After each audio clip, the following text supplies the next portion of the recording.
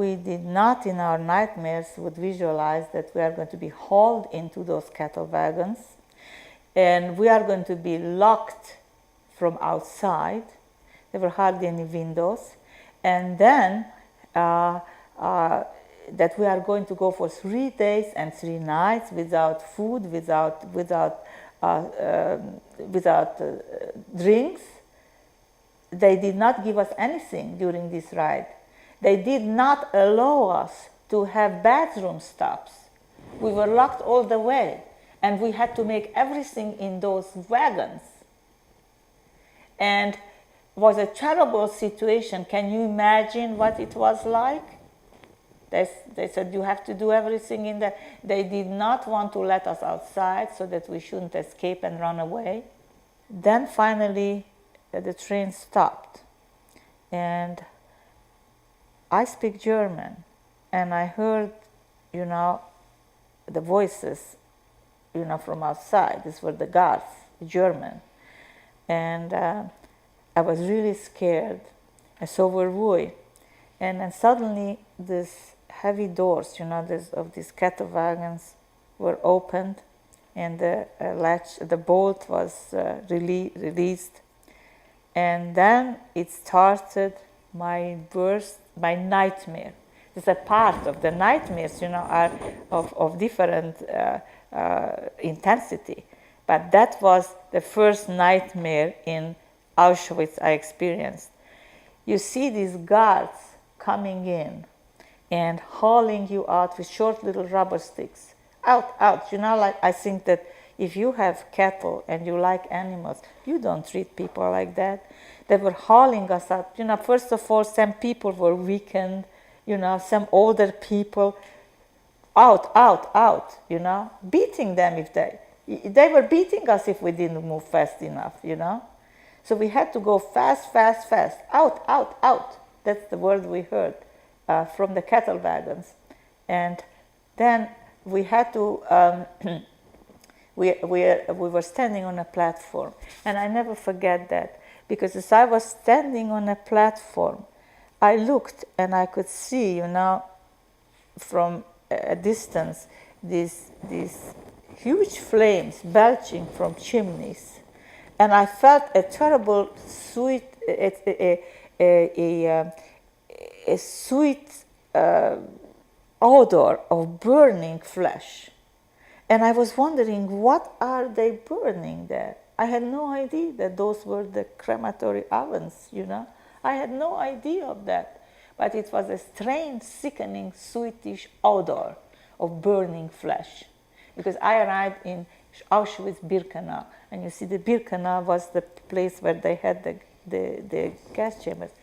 And then as we were standing on this platform, we were started the second nightmare, the selection, separation.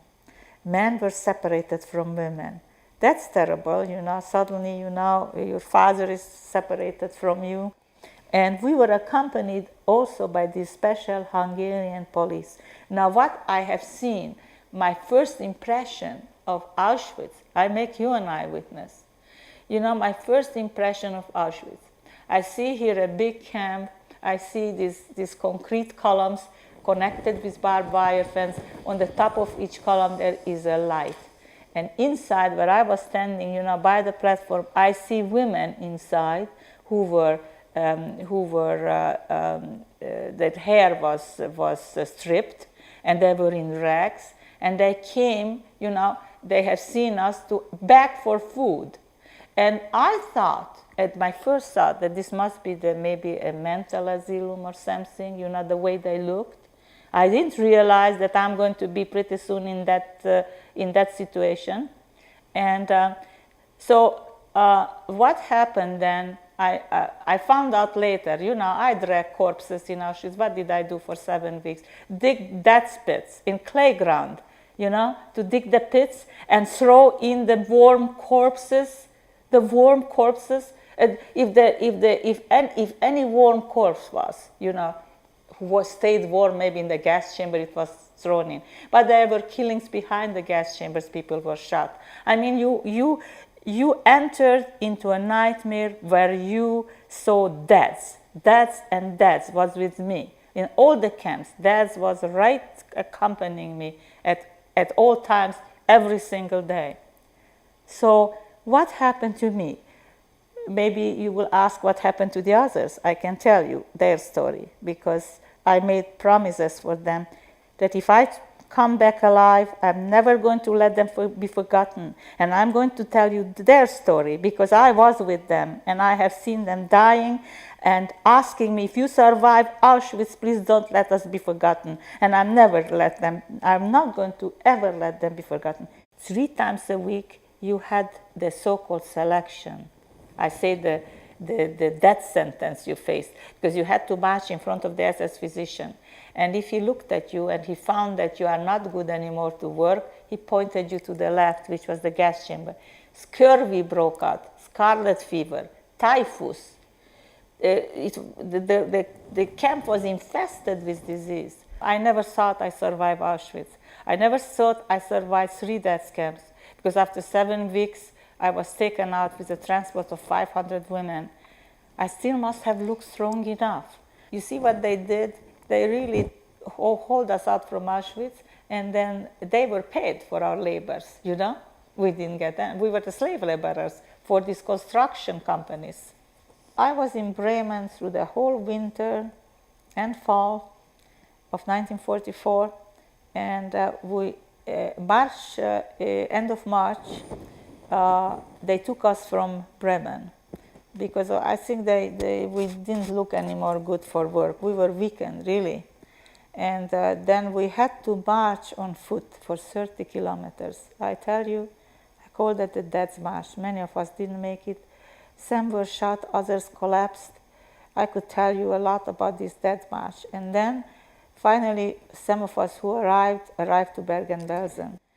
And as I looked, you know, Bergen-Belsen was in a birch forest. And I see this birch tree. I love birch trees.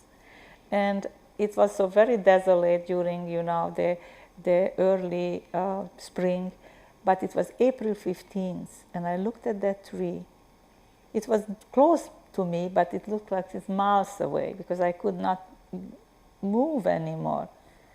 And I could see the buds. And those buds spelled out to me life. And I heard big commotion in the camp, and I thought, geez, I'm on the other side. I was afraid to open my eyes. What am I going to see? And finally, you know, I opened my eyes. I could see the guards disappearing from the towers, because we were surrounded by machine guns. And I see the British troops on their tanks coming into the camps. I really thought I'm in a delirium. Frankly, I thought I'm seeing things that don't exist. I couldn't believe that I was liberated.